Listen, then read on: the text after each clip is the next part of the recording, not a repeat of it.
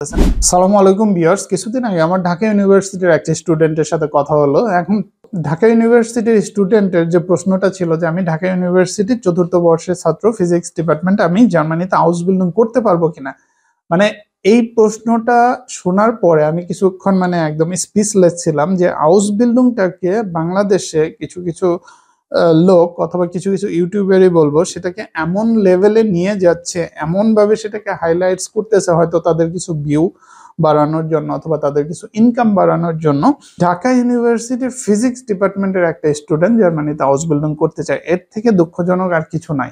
আপনি আপনাকে আপগ্রেডে না নিতে পারেন, আপনি জায়গায় থাকেন, আপনাকে ডাউনগ্রেডে নেওয়ার তো কোনো দরকার নাই। আপনি কেন আপনাকে ডাউনগ্রেডে নেবেন? আপনি নিজেও জানেন না এটা কতটা ব্যাড ডিসিশন। এখানে একটু ক্লিয়ার করি যে জার্মানিতে কারা হাউস বিল্ডিং করে। যেমন আমার সাথে তিনজন, আমি যেহেতু এখন আইটিতে জব করি, তিনজন জার্মান ওরা হাউস বিল্ডিং করে আমার সাথেই একসাথেই, মানে ওরা তিনজনই আমার কলিগ। এখন ওরা হলো এখানে জাস্ট এসএসসি সমমানের যে পড়াশোনা শেষ করে তারপরে ওরা সরাসরি হাউস বিল্ডিং শুরু করেছে এবং খুবই ইমম্যাচার এবং বাচ্চা পোলাপানের মতো, এবং জার্মানিতে এটা খুবই কমন।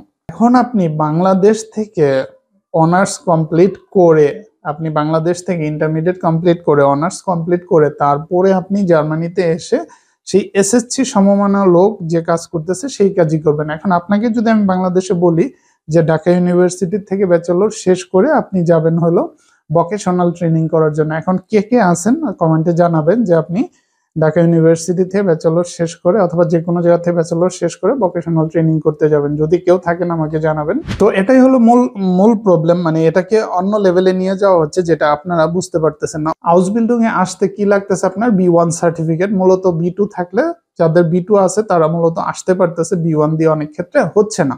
সো আপনার যদি B1 এবং B2 সার্টিফিকেট থাকে, সেই সাথে বাংলাদেশে একটা ব্যাচেলর ডিগ্রি থাকে, তাহলে তো আপনি সরাসরি জার্মানিতে জবের জন্য আবেদন করতে পারেন। আপনার যদি একটু টেকনিক্যাল স্কিল থাকে তাহলে তো আপনি সরাসরি ফুল টাইম একটা জব নিয়ে চলে আসতে পারতেছেন, অথবা অ্যাট দ্য সেম টাইম বাংলাদেশে কোনো একটা জব করে স্কিল গেইন করে ওই ল্যাঙ্গুয়েজ প্রফিসিয়েন্সি দিয়ে আপনি ফুল টাইম জব নিয়ে চলে আসতেছেন। ইন্ডিয়ার থেকে প্রচুর লোক ডিরেক্ট জব নিয়ে চলে আসতেছে, কিন্তু আপনি যেটা করতেছেন ওই 16 লাখ টাকা কস্ট দেখিয়ে আপনি আপনাকে ডাউন গ্রেডে নিয়ে যাচ্ছেন। এবং জার্মানিতে আরেকটা ভালো কথা আমি এখানে বলে দেই, জার্মানিতে যারা হাউস বিল্ডিং করে তারা মোটামুটি চলে যায়। কেন চলে যায়? কারণ তারা তাদের ফ্যামিলির সাথে থাকে, তাদের বাসা ভাড়া দিতে হয় না, যে কারণেই তাদের জন্য সহজ ওই টাকা দিয়ে সার্ভাইভ করা। এখন আপনাকে যদি আমি মাসে 700-800 ইউরো দেই, এখন মিউনিখে একটা সিঙ্গেল অ্যাপার্টমেন্টে ভাড়াই দিতে হয় 800 ইউরোর মতো। এখন আপনাকে যদি আমি 1000ও পে করি তারপরেও কিন্তু আপনি সার্ভাইভ করতে পারবেন, এবং 3 বছর এটা সার্ভাইভ করতে হবে। সো এটা it's not that easy. So আমার কাছে যেটা মনে হয়েছে যে এই বিষয়গুলো আপনারা কেন যেন অনেক ক্ষেত্রে বুঝতে চান না, আবেগে গা ভাসায় দেন। আর কিছু লোক আছে যারা এমন ভাবে ভিডিওগুলো বানাচ্ছে যে আপনাদের মাথা নষ্ট করে দিচ্ছে। তো যাই হোক, আমি এখন ধরে ধরে সবাইকে পার্সোনালি সময় দিয়ে তো আর বোঝাতে পারবো না যে ভাই আপনি ব্যাচেলর ডিগ্রি করে তারপরে আপনি হাউস বিল্ডিং করেন না। আমি ভিডিওর মাধ্যমে এখানে ক্লিয়ার করে দিলাম, সিদ্ধান্ত আপনি নেবেন। আপনার কেরিয়ার আপনি ডাউনগ্রেডে নেবেন না আপগ্রেডে নেবেন, সেটা আপনার নিতান্তই একান্ত সিদ্ধান্ত। এখন আমি যেটা করতে পারবো যে আপনাকে গাইডলাইন দিতে পারবো, অথেন্টিক ইনফরমেশন দিতে পারবো, সঠিক পরামর্শ দিতে পারবো। এখন বাকি সিদ্ধান্ত আপনার, কারণ জীবনটা আপনার। যতদিন আমি ইউটিউবিং করি এটা ছিল আমার কাছে সবচেয়ে টেরিবল একটা কোশ্চেন।